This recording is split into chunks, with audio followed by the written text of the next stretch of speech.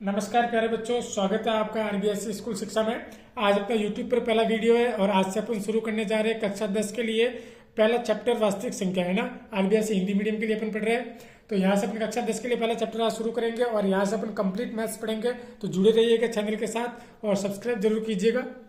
इसके साथ अगर आपके कोई भाई बहन, छोटे भाई बहन है या बड़े भाई बहन है तो उनके लिए भी अपन कक्षाएं लाएंगे। कक्षा 11 12 भी लाएंगे और 8 9 की भी कक्षाएं लाएंगे। लेकिन पहले अपन जो शुरुआत कर रहे हैं वो कक्षा 10 से कर रहे हैं, ठीक है, क्योंकि बोर्ड कक्षा है ना, तो इनका थोड़ा ध्यान रखना जरूरी है।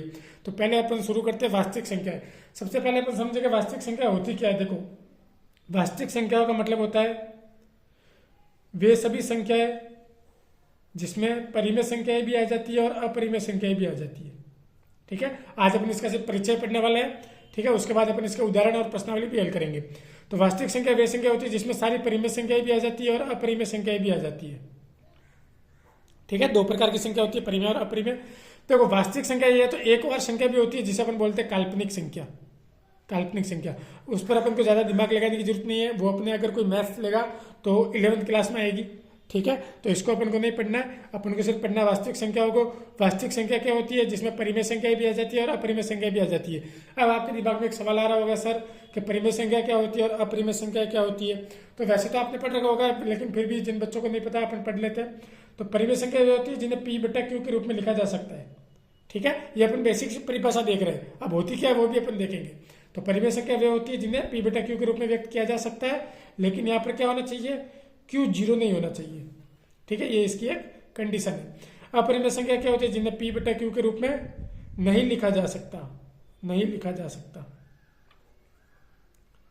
ठीक है, वो होती है अपरिमेय संख्या। अब कुछ एग्जांपल लेकर देख लेते हैं। जैसे परिमेय संख्या है, कोई भी संख्या ले लो, 2 3 4 15,000 10,000, ये सारी परिमेय संख्या है, ठीक है, क्योंकि इनके नीचे अपन एक तो लिख ही सकते हैं, है ना। तो ये P/Q के रूप में हो गई। सबके नीचे अपन एक लगा सकते हैं। किसी अगर किसी संख्या के नीचे कुछ नहीं होता, मतलब एक होता है, तो इसके नीचे एक एक लगा दे तो वो क्या बन गई, परिमेय संख्या हो गई। तो नॉर्मल जो भी संख्या होती है 2 3 4 5 6 गिनती, तो वो सारी क्या होती है, परिमेय संख्या होती है। इसके अलावा जो माइनस में संख्या आ जाए, जैसे -1 -10 -15, तो ये भी सारी क्या है, परिमेय संख्या है, ठीक है। इसके अलावा देखो, अगर दशमलव में संख्या आ जाए, जैसे 0.2 आ गया, 2.4 आ गया, 15.3 आ गया, ऐसे कुछ भी संख्या आ गई, तो वो भी सारी क्या है, परिमेय संख्या आती है अपनी, ठीक है। भिन्न में कोई संख्या आ जाए, 2/3, 8/5, 4/3, तो वो भी सारी क्या होती है, परिमेय संख्या होती है।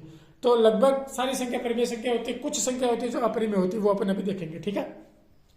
अब देखो, परिमेय संख्या में ये सारी परिमेय संख्या तो हो गई, ठीक है। अब अपरिमेय संख्या कौन सी होती है वो हमें देखना पड़ेगा।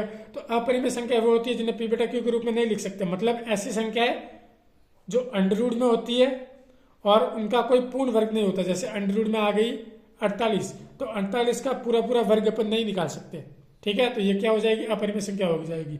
√35 अपरिमेय संख्या, √15 अपरिमेय संख्या। लेकिन अगर लिख दूं √25 तो वो परिमेय में आएगी, ये ध्यान रखना है ना। इसमें बच्चे कंफ्यूज हो जाते हैं।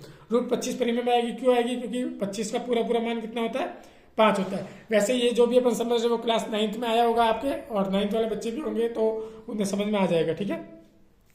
तो ये जिनका रूट पूरा पूरा निकाला जा सकता है वो परिमेय संख्या होती है, जिनका नहीं निकाला जा सकता वो अपरिमेय संख्या होती है। इसके अलावा अपरिमेय कौन सी होती है, जैसे कोई दशमलव वाली संख्या 0.0 और वो खत्म ही नहीं हो रही, जैसे 1 2 3 5 6 ऐसे कुछ भी चली जा रही है, ठीक है। आगे डैश डैश लगा हुआ कुछ भी आ रही है, एक के बाद 3 आ रहा है, 5 आ रहा है, कुछ मतलब कोई फिक्स क्रम नहीं है, तो वो भी अपरिमेय संख्या होगी। कौन सी संख्या होगी, अपरिमेय संख्या।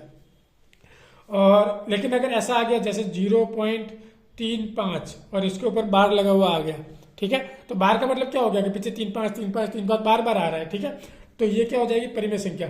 तो जिसके ऊपर बार लगा हुआ होगा, बार का मतलब आवृत्ति, तो वो परिमेय संख्या होगी। लेकिन जो ऐसे उलट पुलट संख्या आएगी वो अपरिमेय संख्या होगी। पाई होती है, पाई का मान क्या होता है, 3.14, और आगे अजीब अजीब सी संख्या आती है ना, कुछ भी भाग करते जाओ अलग अलग ही संख्या आएगी, कोई फिक्स क्रम नहीं आएगा। तो पाई भी क्या होती है, अपरिमेय संख्या होती है।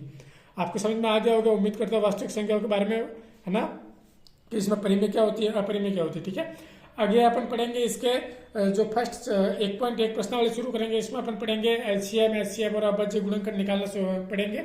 और उसके लिए आप चैनल को सब्सक्राइब जरूर कीजिए। धन्यवाद।